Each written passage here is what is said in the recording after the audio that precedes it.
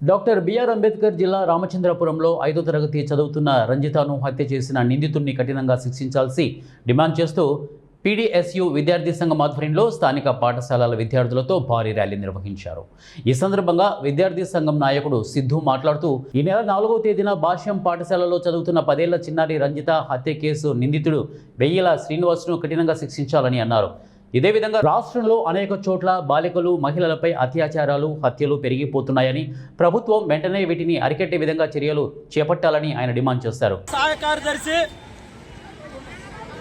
4వ తేదీన రామచంద్రపురం పట్టణంలో భాష్యం స్కూల్లో 5వ తరగతి చదువుతున్న సిర్రా రంజిత ఆమె సాయంత్రం పూట ఇంటికి వెళ్ళిన తర్వాత శ్రీనివాస్ అనే వ్యక్తి మరి ఆవిడ్ని చున్నీతో బిగించి అతి దారుణంగా మరి హత్య చేయడం జరిగింది. ఈ హత్యని పీడీఎస్సీగా మేము ఖండిస్తున్నాం. ఎందుకంటే ఈ మధ్యకాలంలో రాష్ట్ర వ్యాప్తంగా విద్యార్థులకి మహిళలకి ఎక్కడ కూడా భద్రత ఉండడం లేదు. ఈ మధ్యకాలంలో మనం అందరం చూసాం. తుల్లో ఘటన జరిగింది, బాణాపురంలో జరిగింది, అదేవిధంగా గతంలో మండపేటలో రామచంద్రపురంలో కూడా విద్యార్థుల మీద దాడులు జరిగాయి, అత్యాచారాలు జరిగాయి, మానభంగాలు జరిగాయి.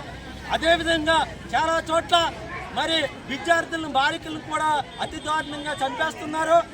దీన్ని రాష్ట్ర ప్రభుత్వం కట్టడి చేయాలా, బాలికలకి రక్షణ కల్పించాలా.